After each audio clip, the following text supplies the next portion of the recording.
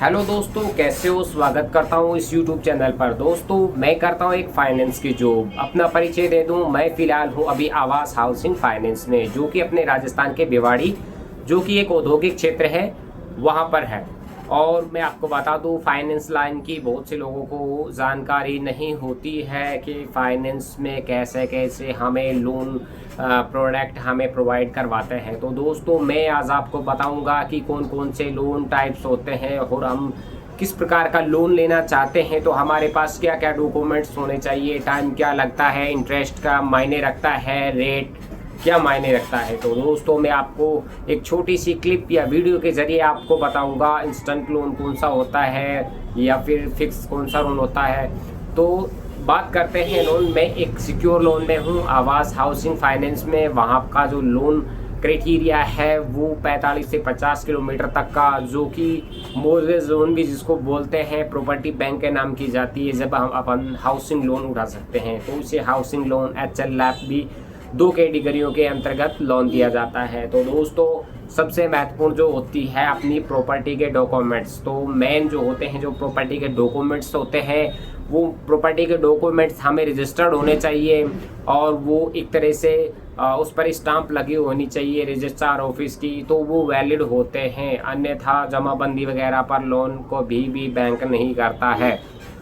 तो दोस्तों, मैं आपको बता दूं कि HL जिसे होम लोन बोलते हैं, इसके जरिए खाली किसी ने यदि प्लॉट परचेज किया है, तो प्लॉट को आप क्या है कि उस पर मकान बनाना चाहते हैं तो उसे कंस्ट्रक्शन लोन बोलते हैं। यानी कि आपने प्लॉट खरीद रखा है तो उस पर मकान बनाना है तो कंस्ट्रक्शन लोन बोलते हैं उसको HL की श्रेणी में यानी होम लोन की श्रेणी में मानते हैं। एक होता है lap LA, loan against property. Loan against property के अंदर क्या आता है कि लोन जो अपन ले रहे हैं वो ऑलरेडी प्रॉपर्टी बनी हुई है, उस प्रॉपर्टी के डॉक्यूमेंट्स अपन बैंक में जमा करवा कर और उस प्रॉपर्टी को हम कहीं भी उस पैसा जो मिलता है हमें प्रॉपर्टी लोन जो लेते हैं, लैप जो लोन लेते हैं, वो बिजनेस में कहीं पर भी ले जा सकते हैं।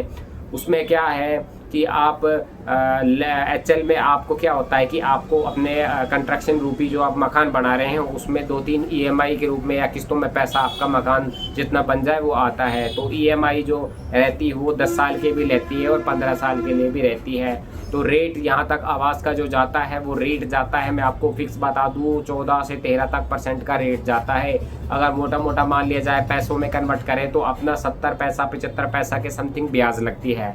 तो दोस्तों, अब पर्सनल लोन लेते हो, अब डॉक्यूमेंट्स में आपको बता दूं एक बार सिक्योर लोन के, जो अपन हाउसिंग लोन बोलते हैं, तो मेन अपने KYC होती है, आधार कार्ड, पैन कार्ड। उसके अलावा दूसरा जो होता है अपना प्रॉपर्टी के डॉक्यूमेंट्स होते हैं, अपनी बैंक स्टेटमेंट्स होती हैं, और अगर बिजनेस से रिलेटेड कोई फाइल उठा रहे हैं तो बिजनेस का प्रूफ होता है, जैसे उद्यम हो गया, ITR GST हो गया, या और कोई डेंटल्स मान लो कोई मेडिकल है, उसमें डॉक्यूमेंट्स होते हैं, फॉर्म 21-20 19-20 जो होते हैं फॉर्म वो अटैच किए जाते हैं, तब लोन प्रोवाइड करवाते हैं। पर्सनल लोन में क्या होता है कि 3 सैलरी स्लिप होती है, Aadhaar card, PAN card, bank statement, Gmail ID और मोबाइल नंबर, ये पर्सनल लोन होता है। पर्सनल लोन तो आप सब जानते हो, आजकल ऐप के जरिए बहुत सारे लोन प्रोवाइड किए जा रहे हैं।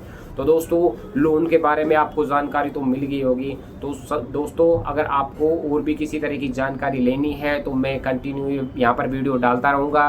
तो ये मेरी पहली वीडियो है, इससे थोड़ा मुझे नॉलेज भी कम है। तो सबसे पहले आप इस चैनल को सब्सक्राइब कर दो, शेयर और कर दो इस चैनल को। तो दोस्तों, अगर आपको ये जानकारी पहले थी या नहीं थी तो मैंने कुछ तो बता दिया है, कुछ अगली वीडियो में आपको बताऊँगा। तो थैंक यू दोस्तों।